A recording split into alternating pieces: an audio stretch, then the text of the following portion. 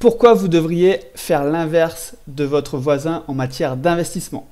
Lors de ma dernière vidéo, je vous ai présenté le super blog pour investir, c'est Avenue des investisseurs, sur lequel j'ai trouvé un article qui parle de la pyramide des investissements avec des investissements les plus importants en pourcentage dans votre patrimoine jusqu'aux investissements les moins importants.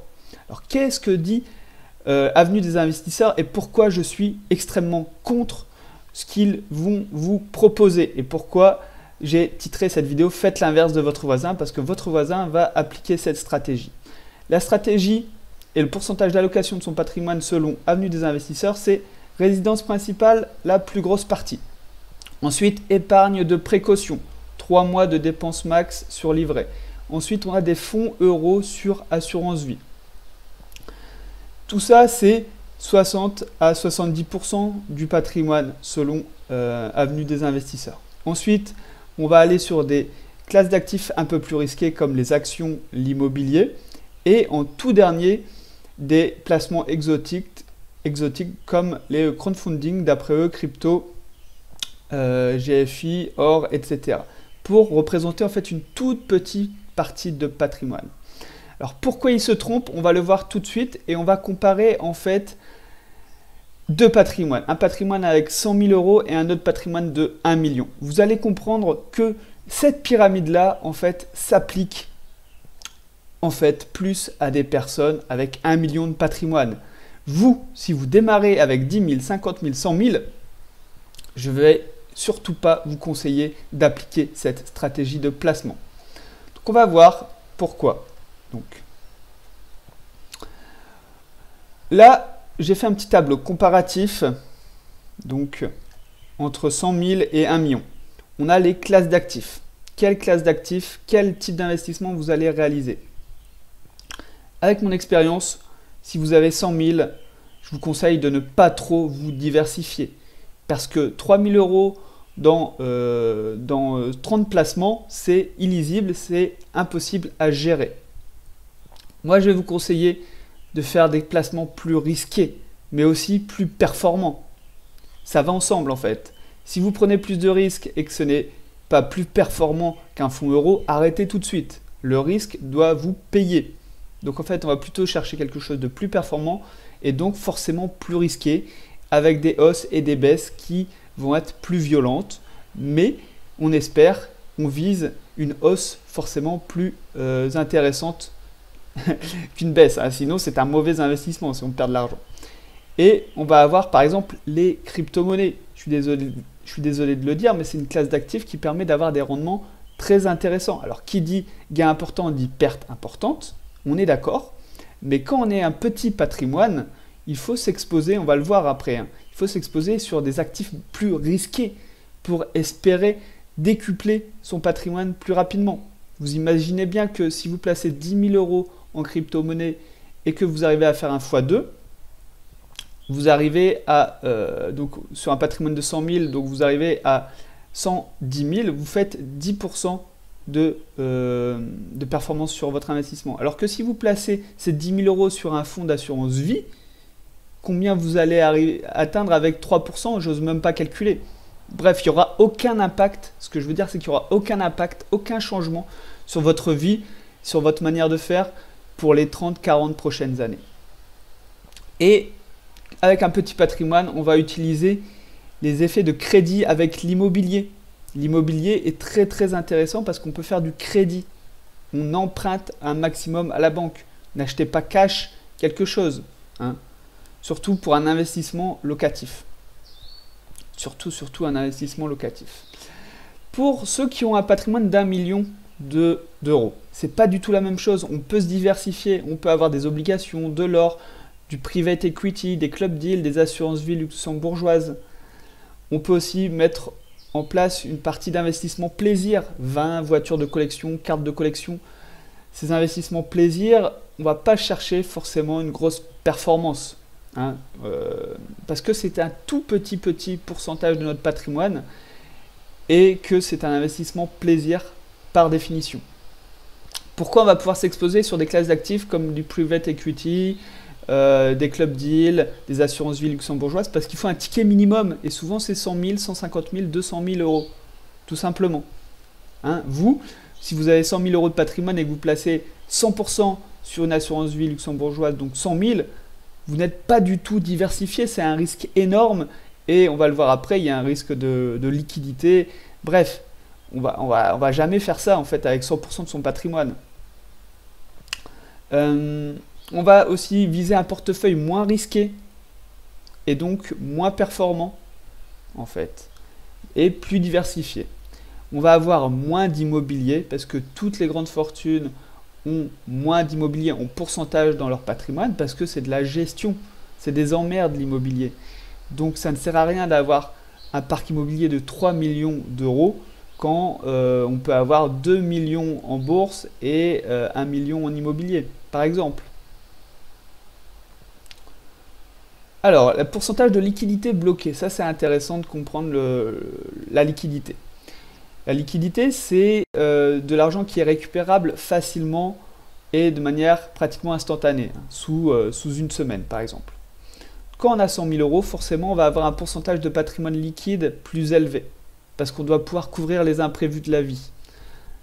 Moi, je préconise 3 à 12 mois de dépenses mensuelles de côté. Donc, si tous les mois, vous dépensez 2 000 euros, il vous faudrait entre 3 fois 2 et 12 fois 2 000 euros de côté pour subvenir aux imprévus de la vie et pas avoir surtout à taper dans vos investissements, pas avoir à revendre vos actions pour acheter une nouvelle voiture, par exemple. Alors que quand on a 1 million d'euros, vous comprenez bien que on va avoir un pourcentage du patrimoine non liquide entre 50 et 80%. Ça veut dire que cet argent-là, il est bloqué pour 3, 4, 5, 6 ans. Et on n'en a pas besoin tout de suite. Parce que si on a déjà 50% de patrimoine liquide avec 1 million, ça veut dire qu'on a 500 000 euros. Vous comprenez que c'est largement suffisant, sauf si on fait n'importe quoi. Si on investit dans n'importe quoi, ça ne va pas le faire, mais c'est largement suffisant pour couvrir les dépenses de la vie courante.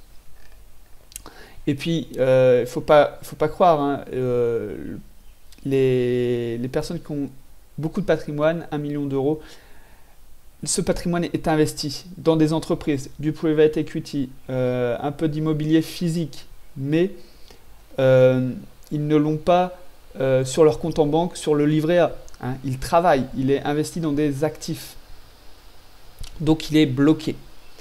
Ensuite, les différences, ça va être les objectifs d'investissement. Ça va être très important pour moi de faire la différence entre quelqu'un qui a 100 000 et 1 million. Quand on a 100 000 euros, quels sont nos objectifs, hein?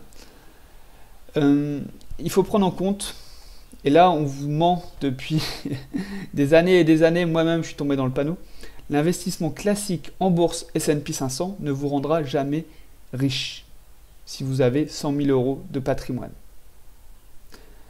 On vous fait croire que dans 10, 15, 20, 30 ans, vos 100 000 euros vont se transformer en 1 million, mais déjà 1 million d'euros dans 30 ans, combien ça vaudra, hein?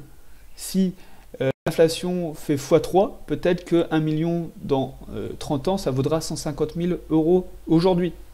On n'en sait rien en fait. On ne sait pas non plus comment la bourse va performer. Donc on joue au loto et on se sacrifie en fait tous les jours pour avoir espéré en fait un investissement en bourse qui va nous permettre de payer notre retraite et dans 30 ans surtout. Dans 30 ans, pas aujourd'hui. C'est dans 30 ans, donc quand vous serez vieux et que vous serez peut-être malade, vous serez peut-être mort malheureusement pour vous. Bref, c'est pas profiter de la vie maintenant, c'est profiter dans 30 ans. Voilà.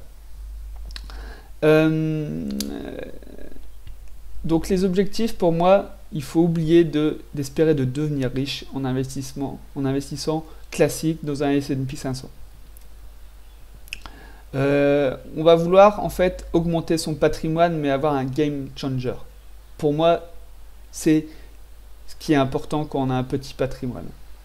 Alors, bien sûr, hein, je l'ai bien dit avant, on a toujours de quoi couvrir nos dépenses courantes. On ne se met pas dans le rouge. Mais avec ce qu'on a comme épargne après l'épargne de précaution, je pense qu'on peut viser des des performances très élevées et donc très risquées. Et donc on va avoir de l'immobilier à crédit qui va nous permettre de pouvoir faire un game changer parce qu'on peut acheter à crédit et recevoir des loyers sans dépenser forcément 1 euro de votre compte en banque. C'est ce que j'ai fait personnellement. Donc c'est possible. Et il y a la crypto-monnaie également, Bitcoin, Ethereum. Pas besoin d'aller très loin, mais vous investissez dessus, vous gardez pendant 3, 4, 5 ans, vous verrez que l'historique nous montre qu'on est très très positif et qu'on a des performances exceptionnelles. Ensuite, notre argent, dans quoi on peut aussi l'investir? Pour devenir riche, en fait, c'est l'entrepreneuriat qui va vous permettre de vraiment avoir un game changer. Donc, cet argent que vous avez de côté, vous pouvez l'investir en vous, en quelque sorte, en créant une entreprise sur vous, en investissement sur vous. Voilà, ça va vous permettre peut-être de vous lancer en tant qu'entreprise de bâtiment, avoir des fonds pour lancer votre salon de coiffure, etc., etc., selon votre métier, vos envies. Donc pour moi, autant placer son argent dans son entreprise qu'on va créer pour tenter vraiment d'être entrepreneur, d'être chef d'entreprise, que de le placer sur du S&P 500. Ou dans 30 ans, on ne saura toujours pas si vous pourrez profiter réellement d'une retraite bien méritée. Pour ceux qui ont 1 million d'euros, là ça n'a rien à voir. Là la bourse va vraiment avoir un effet conservation de patrimoine, conservation de son niveau de richesse et même augmentation si on suit les derniers stats, vu qu'on est sur du 8-9% de rendement par an avec une inflation réelle autour de 4-5%. Donc pour ceux qui ont beaucoup de patrimoine, investir en bourse, c'est conserver son niveau de richesse. Vous comprenez toute la différence entre quand on a 100 000, on doit se créer un patrimoine, on doit se créer une richesse, on part de zéro. Et ceux qui ont déjà 1 million, bon, je prends l'exemple d'1 million, mais selon d'autres personnes, ça va être 2 millions, 3 millions, bref. On va chercher des rendements, des investissements au minimum au niveau de l'inflation, mais on ne va pas chercher à prendre trop de risques. Hein, parce qu'on a déjà un patrimoine présent. C'est là la différence. Et on va avoir sûrement d'autres objectifs. Ça va être peut-être un programme de succession, de transmission de son entreprise, de son patrimoine, de ses biens immobiliers, donc d'autres objectifs. Et vous savez que les objectifs créent aussi vos investissements, définissent comment vous allez investir. Voilà pour moi. Donc concrètement, si vous appliquez cette pyramide, je reviens dessus, hein, mais si vous appliquez cette pyramide que proposent beaucoup de personnes sur Internet, dont Avenue des Investisseurs, un super blog, hein, il n'y a pas photo, et vous allez rester dans votre condition, malheureusement, de salarié et attendre la retraite à 60, 65, 70 ans, sans profiter réellement de la vie. Voilà, dites-moi ce que vous en pensez dans les commentaires. Je suis tout oui pour entendre vos avis. N'oubliez pas que si vous avez des questions sur votre patrimoine, des produits financiers, posez-les-moi à nathan@investirpourréussir.fr. J'y répondrai en vidéo. Voilà, bisous à tous, à la prochaine.